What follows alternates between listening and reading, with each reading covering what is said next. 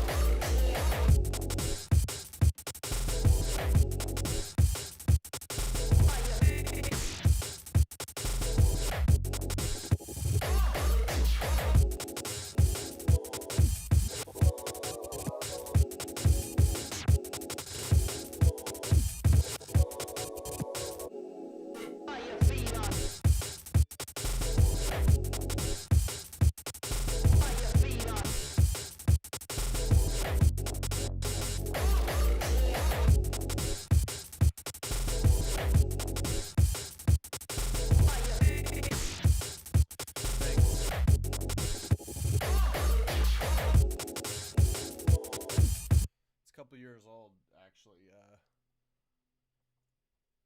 No VSTs, which is nice, right? All sample based. Yeah, it is a good track, huh? Got to kind of get back into what it's about.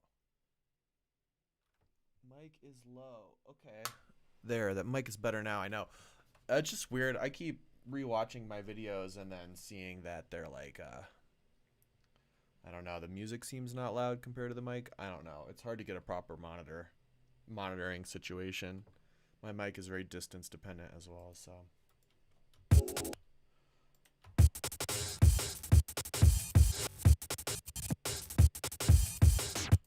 Let's see what year this was made, if we can. Song, options, info. You ever? Song comments. No comments. Maybe I can look up. We can look up when it was made. Because it's like several years old. Pump Up the Jam. Date created. Not accurate. Not accurate. It's saying it was created 2021. It wasn't. Maybe it's not called Pump Up the Jam. Maybe it was called Pump Up something else. No, whatever. Okay, anyways, it's a couple years old. But yeah, Mike's better now, I'm assuming, right? Yeah, wow, minimalism, huh?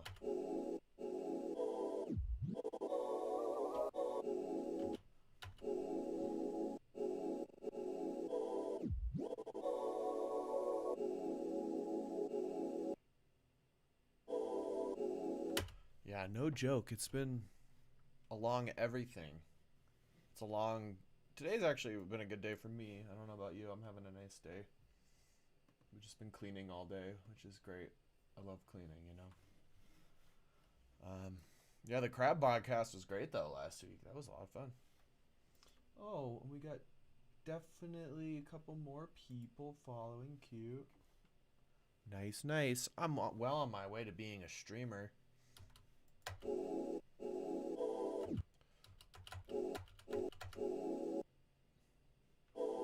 we got a couple of sections. There's like a bass section here.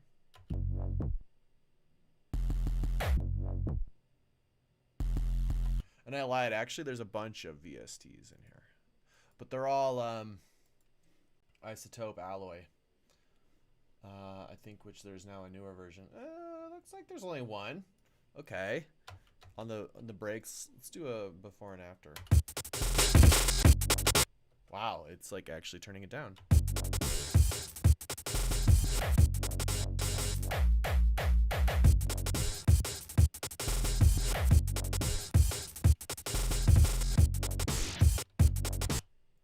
Wow, cool. Very cool. Very cool. Yeah, I would really like... I do want to do another breakcore EP. Kind of got a couple of... This would probably be one of them, because it's just such a... It is really such a jam, you know, but... not having anything to do with the fact that it's called Pump Up the Jam. Using that sample. But yeah, it's a good classic kind of feel.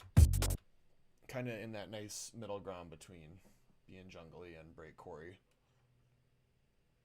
And all the bass, the kicks and things that come in are very they're vicious, you know. They come in with strength, but it's not overwhelming. I don't think, anyways. Okay, so let's see. We got our pad.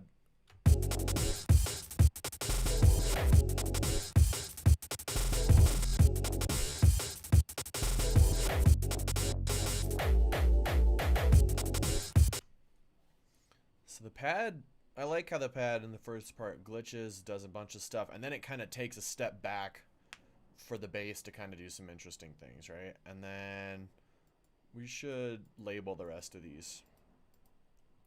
I always find that is never what I want to do, but it does help. So this one, are you feeling? Are your feet up? Are your feet up? And let's go ahead and turn on our auto seek. You know about this, John? Auto seek on samples in Renoise. You are still using mostly Renoise, right? Are your feet? Is that... There's already a note off, is there?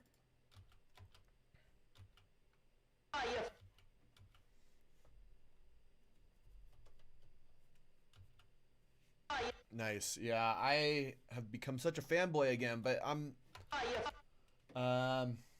you know, doing... And I was almost going to do that in the stream. Maybe if I get bored, I'll switch to Bitwig, because I have some more... yes, auto seek is very important, and I wonder why it's not working for this sample, because it should technically. Well, well, that because that loop is at least there. But yeah, why is it? It's we turned on auto seek. I don't know why. Oh, because it's sliced. Yeah.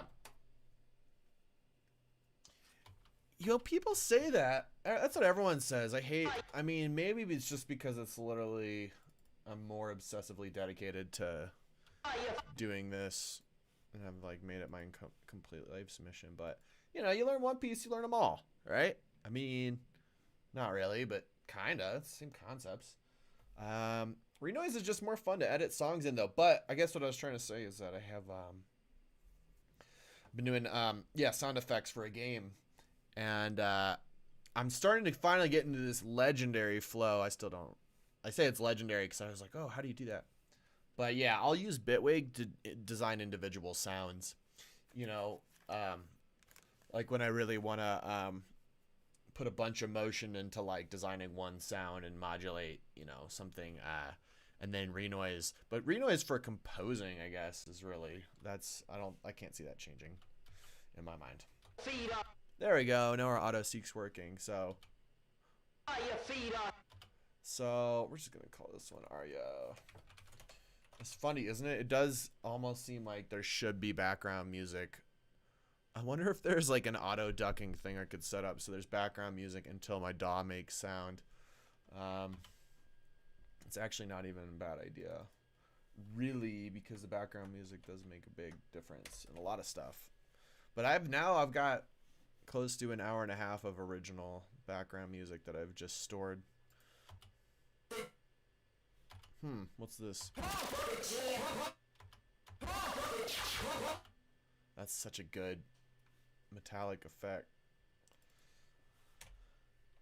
And I see some other people in here. Hey, y'all.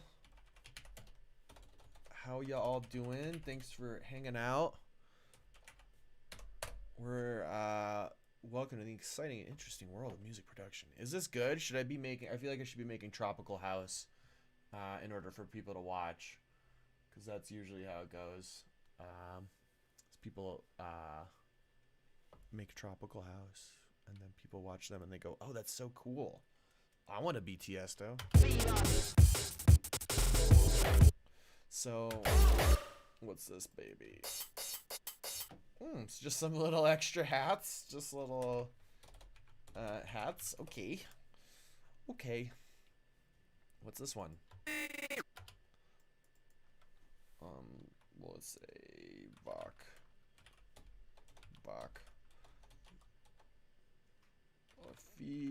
Because that's kind of what it does. All right, John. How do we finish this song? How do we? What is that like? What does it do? What is it gonna do? What is it gonna be interesting to hear? You know. This one says it's hard kick number 3. Technically, should be that. Oh, that's a weird. What is this? Why does it have a 5 on it? I've never seen that before. This obviously isn't doing anything. I think. I mean, that's our kicks are right here. So.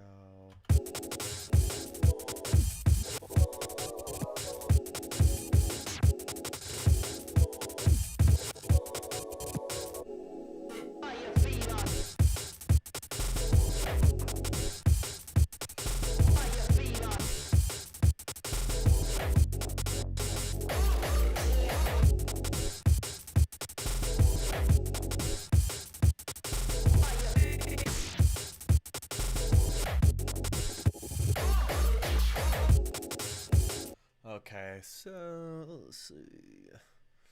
Kind of, maybe we should group together these, whatchamacallit, the vocal things. I'm so bothered by this. It doesn't do anything, this track, I don't think. So we're just gonna go ahead and get rid of it. Okay, yeah. Hopefully. Yeah, so I might as well group some stuff together. That seems to be the key to happiness, is to... so we'll go, it's gonna be our perk. That's percussion, not Percocet. Got our vocal track. Our pad is our pad. Ooh, I wonder if we have a good word for pad. Like a good word for pads and melodies. You know, atmospheres. Usually there is no lead. Wow, yeah, there is no lead at all. In fact, it's incredible. Just thinking about the fact that it's like, wow, the fact that there's no lead in most dance music. Well, I don't want to say most, but in a lot of like dubby kind of things following in that dubby tradition. I wonder if our send is doing anything over here. We'd have to have something on here that says it's doing send. It's not. Again, I really like that we have 8 instruments going so far. I don't even know if we use all of them. Let's see.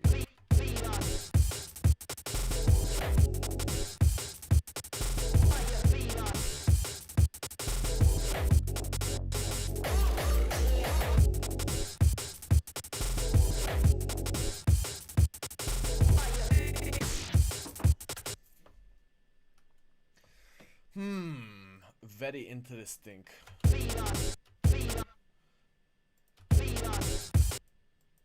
is going on with our pad? I'm curious about this 32, whatever that would be. This 32. Is this filter?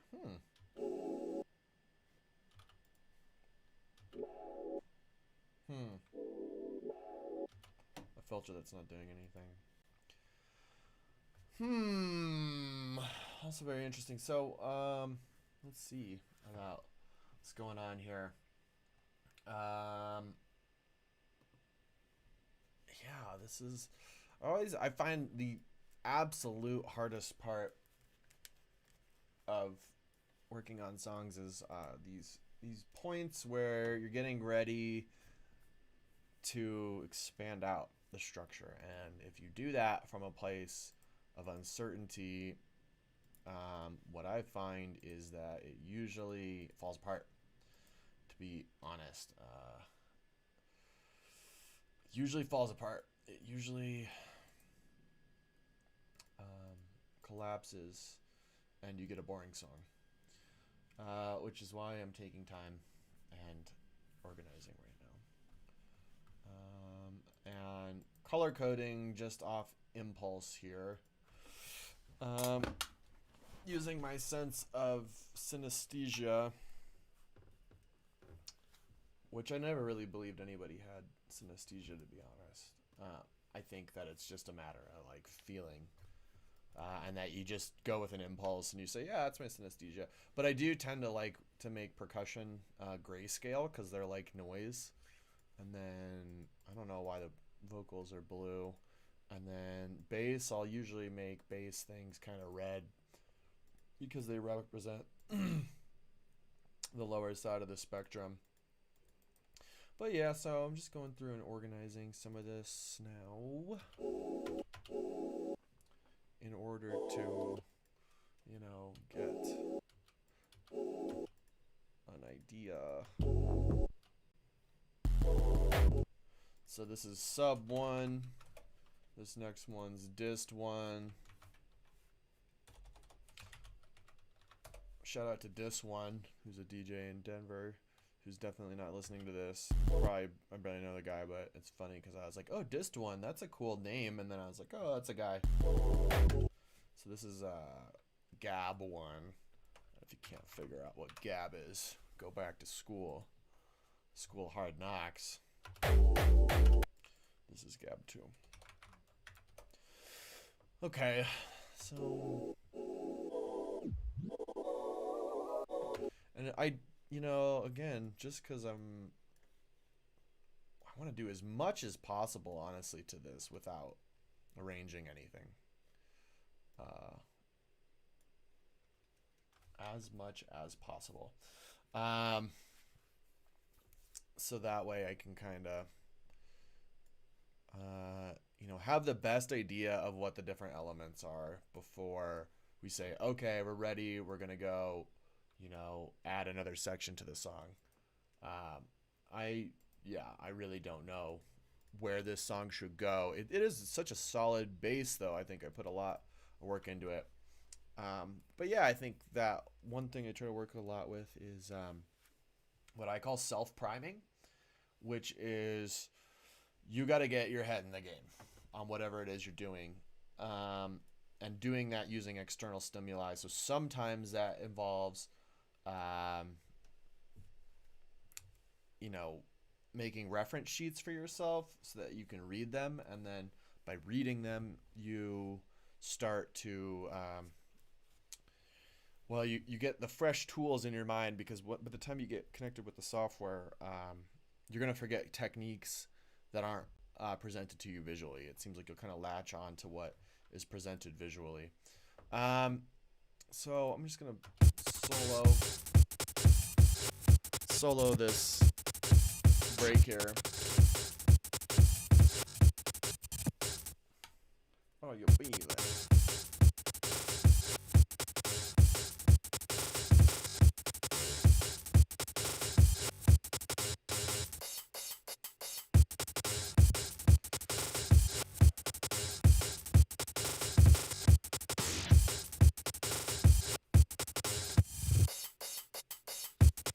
So this is all one break, which, I mean, I guess if I had listened to it hard, I could have figured that out before. But it's nice to have the answer right in front of you. How are we dividing up this break? It seems like we have it pre-divided. And if we play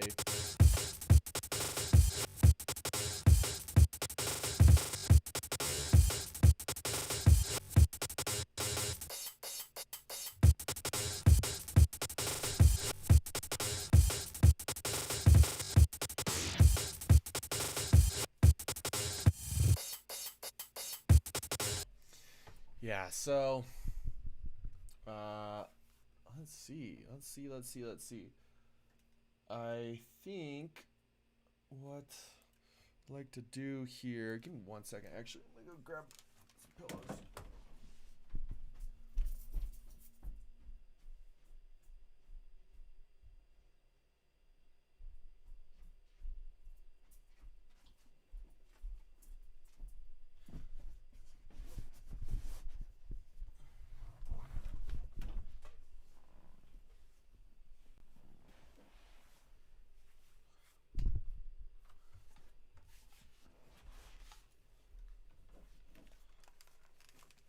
All right, yeah, I'm struggling with like some carpal tunnel recently, so yeah, we'll see if a little height helps.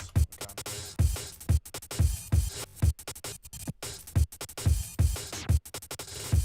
So over here on the left, we can see all the different samples. It looks like we sliced up the break and then kind of layered it. I think that's what I did. Yeah, I don't see the original sample triggering there at all. So, oh, there was a little millisecond of it. So again, I'm buying time here. I'm looking at kind of what we've got going on, labeling the sections, I guess. I just, you know, I want to really kind of think about what's going on in this song before I try to lay it out because I feel like it's so strong. And yeah, again, kind of doing, I mean, organizing the project is really just exactly what I'm doing. It's organizing the whole project and looking at the different ways that I can clean it up without changing any of the sound at the moment. Because I don't know where I want to take it. I know it's not done, but I don't want to screw it up. So, you know, in that spirit, maybe I will need to chill on it a little bit. Try to live by, I forget who the quote was by. Someone says, we don't write masterpieces, we piece together masters. I'm like, yeah, that's cool. I wish I could embrace that idea. But a lot of kind of, I think the issue too going on here is this, the fact that there's, again, especially when it comes to breakcore, there's like a list of things that you can do that, you know, you're going to be tempted to throw in like effects when you're just sitting at your computer just working with the DAW. You're going to want to go into like the different things that they have available and just play around with those. But, you know, the thing about it is that that's not really what you're interested in doing. You're interested in a whole myriad of effects that can be used, basically. Well, I guess they're techniques. That's the difference, is that they're techniques that you would use in order to, you know, make the stuff. They're not gonna be presets, is like the whole thing, right? So what I'm trying to do is export right now. I have a Google Doc, and maybe I can just do this and hopefully not get myself into too much trouble with what ends up happening here. I kind of would like to export this as a PDF. There we go. That'll be great. Actually, no, we should do a Word document in case I remember more techniques that we should look at. But yeah, let's see. So if we go to download doc, okay. And so this is again in the spirit of self-priming, and eventually I will, when I can figure out how to do this for free, easy, put up a link to this cheat sheet that I have here going on, of break techniques, break slicing techniques, that you know, you that well the I can tell you for 100% for certain when I have written my best breakcore tracks, uh, I had like a copy of this sheet like there, like literally right next to me, reading it, going over it, making sure that you know, I keep all these things in mind because these are all the things that are going on in the track. And I'm gonna actually um, humor myself a little bit here. And yeah, this will be an interesting analysis and deeper analysis than I usually go into the track. But you know, usually what I'll do, or I should say what I've done up until this point in time, is to go and kind of just do things on impulse when I'm composing a breakcore track, kind of just glitch it out. I'm going to let this play in the background. And yeah, so I guess what I'm saying is taking an actual Word document here and starting to analyze, you know, how many of the effects you use per section, and then using that maybe to, you know, almost to like allocate resources, right? So, in that sense, like, look at the glitches that I use in the first kind of sections of the song, and then work backwards from there to actually start adding more things in.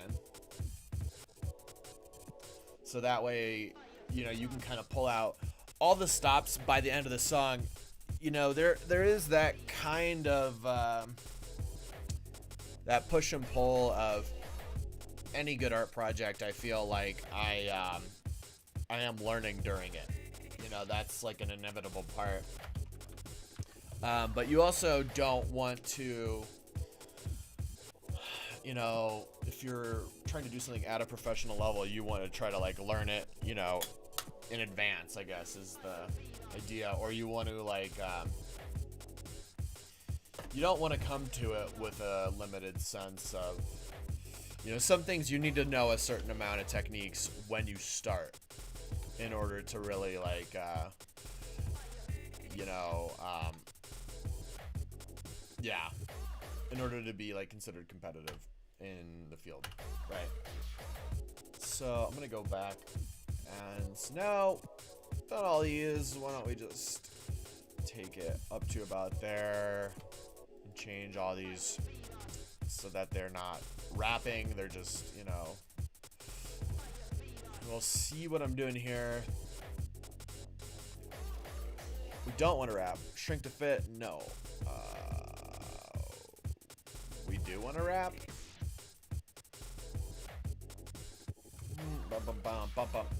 How do we get it to just see? Wow, that's some old man shit. Turning a music production tutorial into a spreadsheet.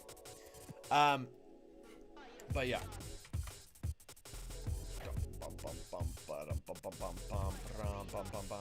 And I guess I could just wrap it. Why not? How do I just make it bleed over? Whatever. Wrapping is as good as we're gonna get. Okay.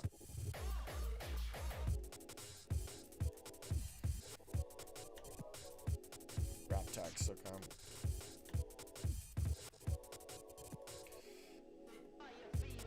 Okay. And so right now we only have 2 sections of the song, right?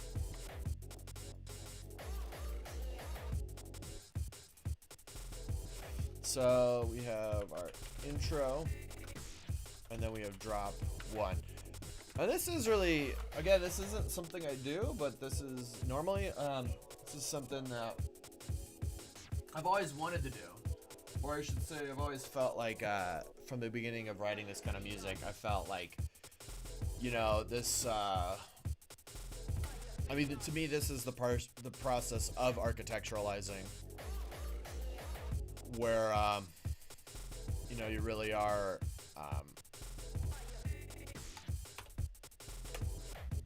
what am I trying to say here? You really are, distributing resources backwards. And as I'm doing this, I'm getting a small pain of remembering how you can no longer use this tool in Renoise called the Kaiser, which is a time stretch, essentially a time stretching plugin that will allow you to take samples and do like a Kai style time stretches on them, right? That was a pretty essential part of my workflow before. Give me 1 second here. Yeah, that's always been an essential part of my workflow. Has been trying to, is using this one plugin to do stretch snares that are really common in breakcore. Stretching other sounds too. But it's mostly the vocals and snares to get that really kind of speed garagey 90s jungly sound. Yeah. Alright, so we have our spreadsheet here, and as this is playing, we're gonna go through and analyze our sound.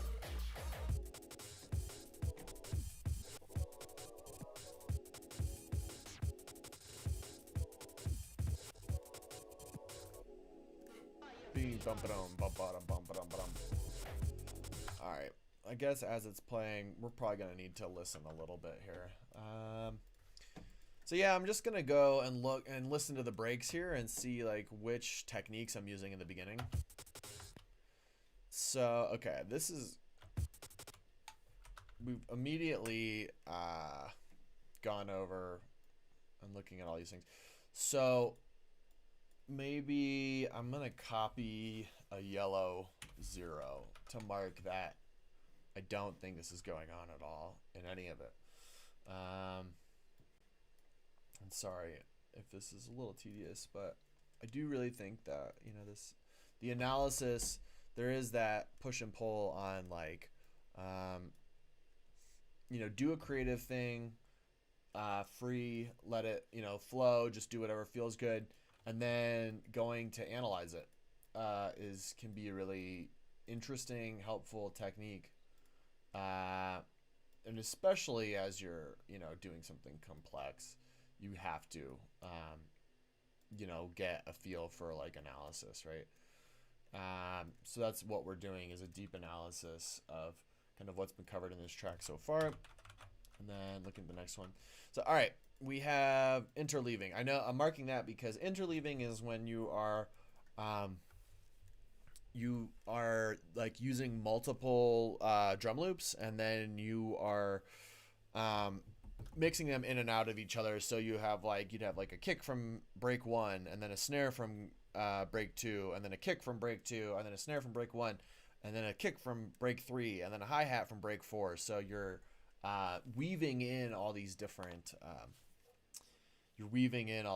drum loops into each other. I know that's not going on. We checked. I do have a couple of instruments in here, and there is an option to delete unused instruments. Interesting to do, right?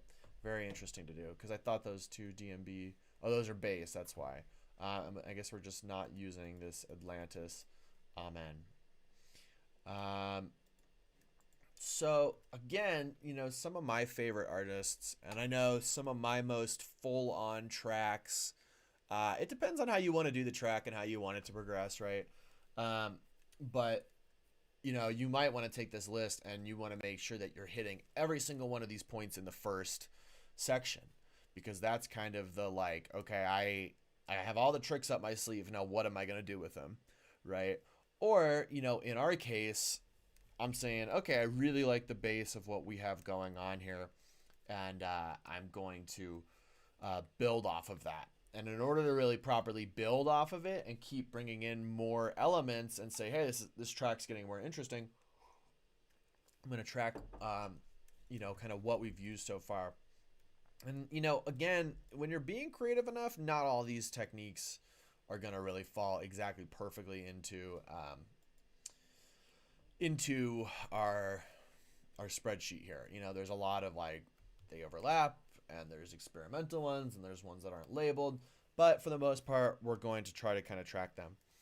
So again, in the spirit of mental self-priming, so that I'm starting to remember all the different tricks that can be used, and then I can look for them and read through these and describe them.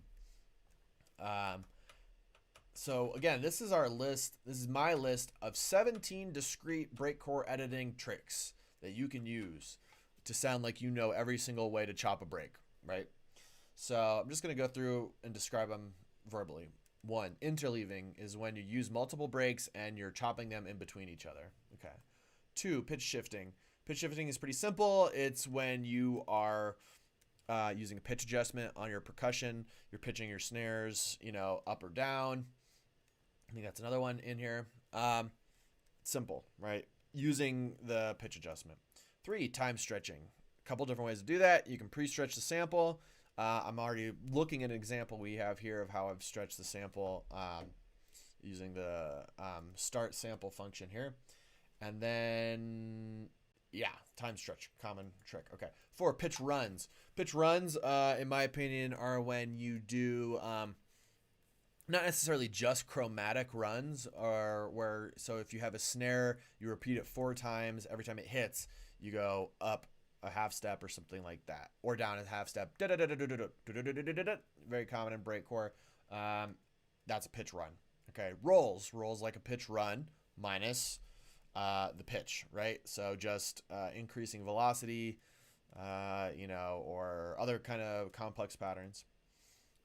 6, triplet riffs. Triplet riffs are where you change from a 8th note, 16th note centered kind of groove, pulse, what have you, into doing it in 16th, or I'm sorry, in triplets, so divisions of 3. Not hearing any of those. So again, I'm gonna go and just give ourselves the best college try of what we are and aren't using in this intro part, and we'll just loop this, and I'll keep listening as I'm describing these. Okay. Swing riffs are kind of like triplet riffs, except not as, you know, well, you know, I'm not going to go into the minutia of what's the difference between swing and triplets, but you know, they are similar. Okay. Filter sweeps is when you have a high pass, low pass, band pass, any one of these filters, and you're, you know, usually putting it over a roll, or you're modulating the cutoff of a filter. Okay. Let's keep going. Reversed samples, you reverse a sample. Okay, staccato, you don't let the drums play all the way on each hit. You cut them off quickly so they go. Okay, cool. Spin back is specifically where you would play either probably like a pre-rendered loop, and you change the pitch so it sounds like someone's playing with a turntable. Okay. Ride stops. Ride stop, in my opinion, is when you have kind of a ride crash over probably a kick hit, and it just, I'm hearing them right now, bam, right there. Yeah, it's like more part of the break. Break stop is when you have a drum hit and you pitch it down real quick, and then all of a sudden the drums go, pew, you know, like a turntable stop. Substitutions. Okay, actually, yes, okay. Individual sample hits of foreign origin. So as opposed to interleaving, where you're mixing in other break sounds, say like you switch in like a dog bark or a zap or a hit of a pot or something like that. Okay. Decimation / distortion sweeps. Pretty much the same as the filter sweeps, where you are you know, putting distortion on or bit crushing for just a second. And then granulizing. Macro granulizing? What did I say the definition is for that? I think that's it's when you're adjusting the sample, but you don't have the same small granularity as like a time stretch. You're doing it at the 16th note, 32 note level, something like that, right? Okay, so I've primed myself to go look for each one of these tricks and to listen, and we're gonna go through and say what we did use and didn't use in here. Now, a quick scan through in the intro tells us I don't think we used any pitch effects. I'm just gonna go get my GUI set up here so I can see the whole measure. Is that how we do it? Yep. Okay, cool. And this is a 16 lines per beat song, which actually, for me in Renoise, is pretty unique. I like to do 24 lines per beat, so that way I can easily switch to triplet triplet moves that you have to really mess with the line delay kind of command and get pretty good at your math in order to do that in 16 lines per beat. But I've been embracing that a little bit more and playing with it. So yeah, we're at 16 lines per beat. That's interesting. I didn't notice that. But no, I don't think we have any pitch shifts. Now, if we were using the pitch shifts, we would more than likely see them in these two columns with the pitch command. Let's loop one and just try to see if we can. Yeah, we would see like D4 or something like that, right? So yeah, we'd see D's or U's usually. There's other ways that's going to happen that you have to be tricky about and listen, especially if we have our snare going in another track and we're just using that actually as like almost like a melodic, or not really a melodic, but at least a pitched individual snare. That's a common thing to do with the time stretch snares. So no, I don't think we're using any pitch shifting in at least our main section. So we're going to go ahead and go, nope, we're not using that. Again, marked with yellow over here in our analysis. Okay, our time stretching, we are definitely using that. I'm seeing it right here. Now, again, this is starting to get, this is going to be what would technically called a macro granulizing as we're looking through it. I'm going to go ahead and I'm going to make that green if I can in the background here. Where's my little format thing to, when I'm shrinking my window over here. It's great, isn't it? Excel, like just when you thought making music was going to be interesting, it turns out it's all spreadsheets. Just kidding. It doesn't have to be spreadsheets, obviously. So this actually is kind of not normal for me to be using that. I don't think I'm time stretching at all. I'm not hearing it. I don't think I am. That would be, we're going to count that as pre-rendering. Using the sample start command that we see right here, where you see S and then 1, 2, 3. If we loop this little section right here, can't really do that nicely. We'll just loop the pattern. You can hear that. Bang! That's the macro granulizing. Okay, pitch runs. I have not heard any pitch runs. Yeah. And again, we're kind of, this is all, a lot of art, even I think really technical looking art and design is a lot of approximating. If we miss something here, it's not the end of the world. But what we do want to do is take the load off of our brain to remember what's going on in each one of these sections. That's the whole point of making this spreadsheet here, is I can look at this and I don't have to go keep listening back, because I think, the longer I've worked with this, the typical flow, and this is what I've been doing for like 13 years, is you just keep listening to the song. You go back, you listen. You go back, you listen. That gets really exhausting. It gets really exhausting, and it gets really, it burns you out. And, my theory is that the more workload you can actually take off your brain and work with stuff. Gustavus, what? Thanks. I will add a music production tag next time I do this. Thank you. Good to see you, my dude. But yeah, so the idea is taking the that mental load out of your head, putting it somewhere else, and then being able to redistribute that. If you're a breakcore fan, you like Venetian snares. If you're like me, I've spent last decade reverse engineering a lot of what he's done. You really hear a lot of those tracks. Some of my favorite tracks from him, they start off with all the tricks, and then as they progress, they just go off the rails. And that's actually a lot harder to do. I think anyone who listens to his tracks knows they're extremely technical and difficult to reproduce. But this is, another kind of step that I'm taking towards saying, okay, how do we work with that? Okay, so rolls. I don't know if I'm hearing any rolls. Let's listen through once. What is my keyboard shortcut for follow? Control Shift Slash. Okay, that's the follow header. Take our loop off.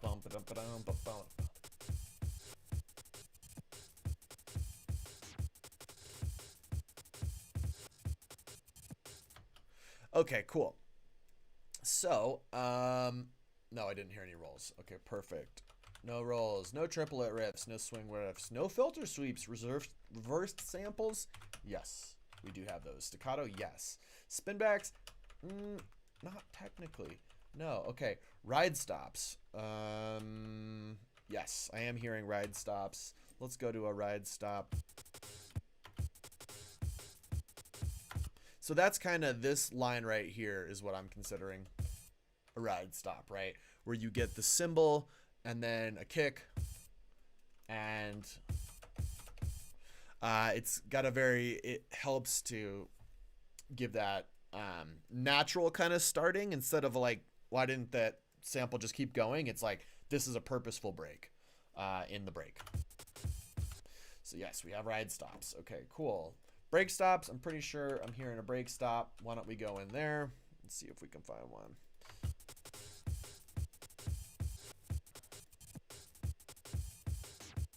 So this is technically yeah, right here. That's kind of a break stop, and we'll just counter this one, right? I think this entire column is just one instrument, which is to say there are no substitutions and we don't have interleaving, right? Okay, no substitutions, flange sweeps, decimation sweeps. Okay, I feel like there's something we're missing here. You know, technically, you know, we have this little glitchy phrase in here that, you know, again, this is kind of where we get into a weird space of like, what is that? Is that like, you know, does that count as a time stretch or maybe, you know, microgranulizing? I don't know. And in fact, I'm gonna add a category today. We're gonna call it glitch mangle, right? Because that's how I don't know, what is it? You tell me. It's a glitch mangle, right? Okay, cool. So, now you're starting to see how our thing is coming along here, right? And in terms of, again, trying to go for a track that's going to evolve in an interesting way, I think where this is really going to start to help us, and we're not going to get to that point today, maybe that's where we'll pick up next time, is that, you know, if you think of all these tricks as like resources, right? And usually you're going to copy what you have going in order to vary on it. But then that's where it kind of gets tricky, is that you're going to copy it, you're going to want to do variations on it, and then you're going to say, well, what do I do to make it more interesting? And so by making this table and actually looking at all the techniques that we're not using at this point, we're going to be able to like max out our resources by the end.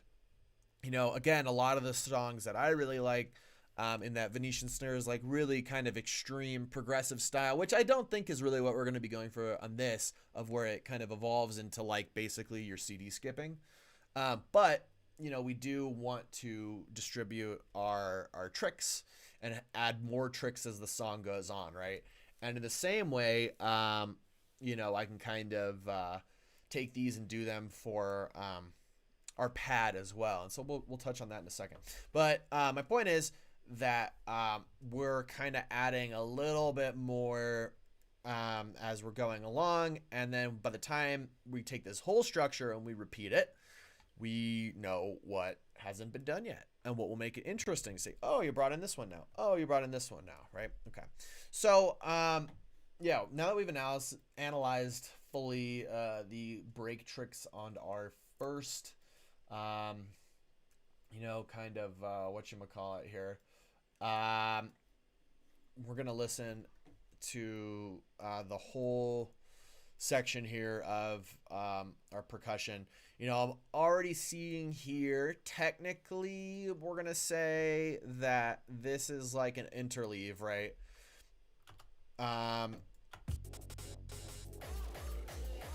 Just low-hanging fruit, right? Is that we see, maybe, I guess we can keep the other things going. It's a little bit easier to hear it without them. But yeah, my point is that we have this section here which is using a whole different drum kit. So that is technically an interleave. Oh, I just got a little weird little glitch there. But yeah, I think what we're gonna end up doing is finishing the analysis on this drop number 1, and then next time we can pick it up from there. But yeah, 19, I'm gonna add in see, it's not an interleave, it's kind of a fill, right? And we're just gonna call it a measure fill. I don't know if I really like this as like an official technique that is like new, but for, you know, whatever reason, and I don't know why I keep that format here. Yeah, I want to know what's going on. I want to know what we can, you know, progress on. And again, the more I'm taking it out of my brain, the more I'm thinking and seeing, okay, this is how this song can keep moving forward.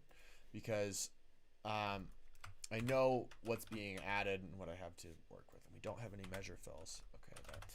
Now, so drums in drop 1 are almost guaranteed based off of the intro. We're going to solo those. Let's listen to the intro one more time to get it in our head, and then we're going to go straight into drop 1 and try to pick out any new things in there. I am going to make a bet that I'm not leaving out any effects. Like nothing gets cut once it gets repeated.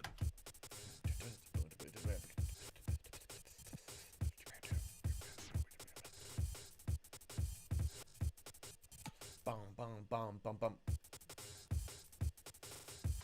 Okay, so this is immediately I'm hearing like a roll, and you can see the roll in here. We've got the same sample, the velocity going down. Okay, cool. We've got one effect that we didn't have yet. Okay.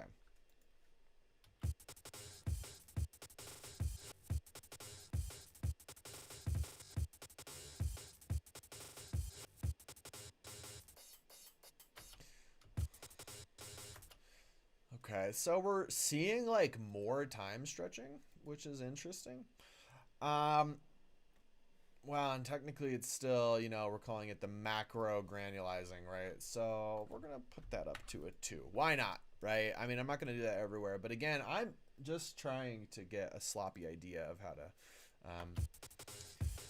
you know, track what's going on in this song as it progresses.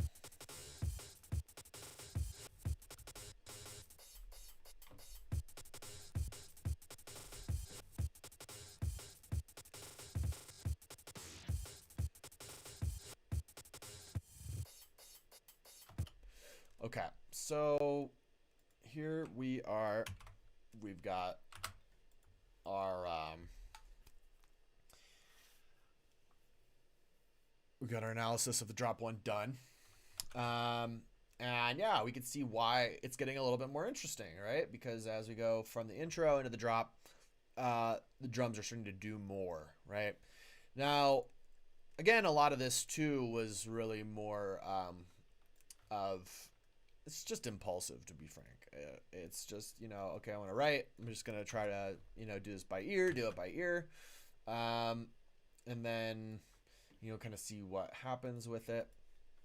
And, you know, I should also note that, you know, again, a lot of this, I mean, it's experimental. That's what, you know, makes this stuff interesting to do. It's trying new techniques, figuring out how to, in my opinion, turn, you know, these little, turn like the creative process into a problem solving process. Like you are, you know, it's one thing to solve a little puzzle. It's another thing to like write something great, you know? And so that's kind of where my mind's at in my creative process is how do I turn this into a little like one puzzle after another puzzle after another puzzle and start to have, you know, fun with it in that way. And where's the dang merge cells button? Okay. But yeah, so that's always kind of a thing in my mind is how do we, you know, yeah, just make it, it's like connecting the dots, you know, how do you set up the dots and then connect them instead of kind of like falling into this area where you're overwhelmed by the amount of like you don't have structure to kind of crystallize, as I like to put it, onto. Um, and you can yeah, just do do these little things that make it more that's in my opinion too what makes it really pleasurable to work on, is when you can start um, doing things like that. So what I'm setting up here while I'm talking is, okay, we have this for the break, right? And one thing again that I did totally kind of just intuitively, by accident here, that I want to keep going with, that I think is really interesting, is the fact that really the kind of four elements of this song, that make up its kind of horizontal body, are going to be like drums, atmospheres, uh, vocal samples, and bass. Right? There is no real lead. We don't ever have like a melody kind of like guiding us. I mean, I'm just gonna say it's kind of boring. It kind of leaves us, we almost don't want that focal point. We want to have it distributed between these other things. Um, but yeah, so what I'm doing here, because again, kind of the way this song turned out, and then now my analysis is going, is that we have a bunch of glitch effects on the pad in the first, in the intro of the song, and then when we go into the drop, the pad totally just chills out, and it says, "Okay, I'm just gonna just turn on and off." Right. So let's listen to the intro, listen to the pad all the way through this kind of meat of the song, and then you'll listen for the glitches in the first part, and then on the second part, you'll hear how it just kind of it takes a back seat to the break, which I think is an interesting thing, so that it kind of steps back so the breaks and the bass can do their thing. So let's listen to that and then analyze.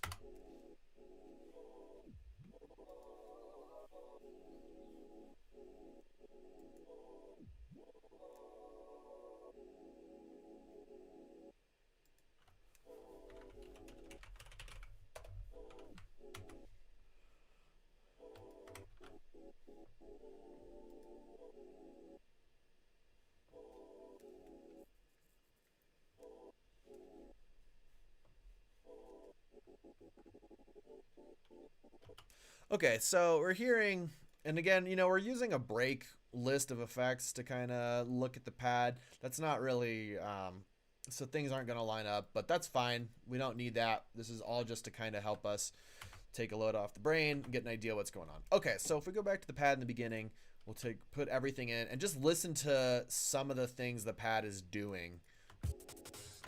And actually, we'll have to take everything out so we can really hear it.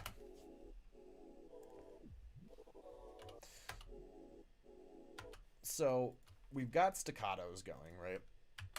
That's the first thing I'm hearing. And it's nice, obviously, to be able to listen to the pad as opposed to a break. We can kind of more clearly hear the glitches because we don't have the confusion of it running through a drum loop, right? So we have kind of pitch run. Oh, I shouldn't say that. It's kind of reversed and kind of, break stop. It's really just playing with the pitch and doing a weird, like, pitch bendy thing.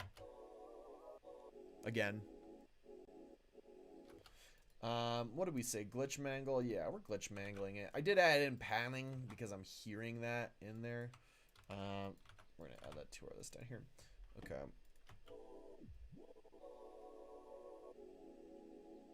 Okay, so now we have our list of things that are coming together between, all of our stuff. And it is really interesting how you can start to see our analysis of the track.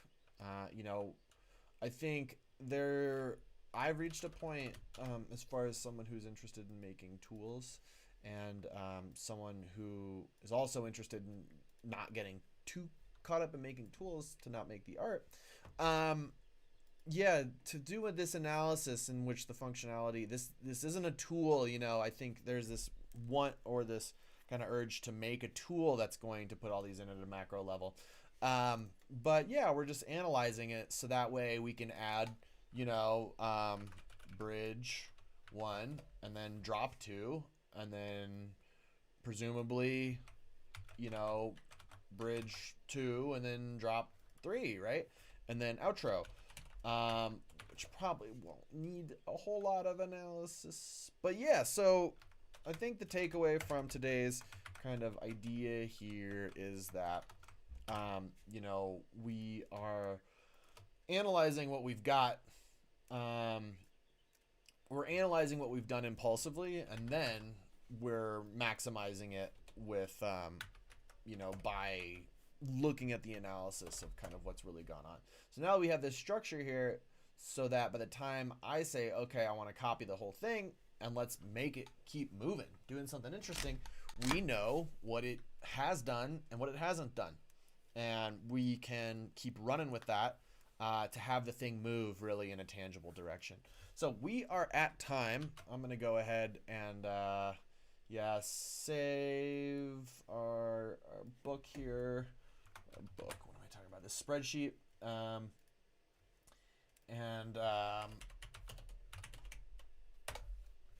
Yeah, let's see. This is pump up jam. And yeah, we'll just let this play out for the next minute or so, and then I'll stop the stream. Thanks again for tuning in, guys. I think next Tuesday we'll probably keep going on this one, or maybe we're on another track. Kind of depends on what people feel. All right, thank you. Take care. Bye-bye.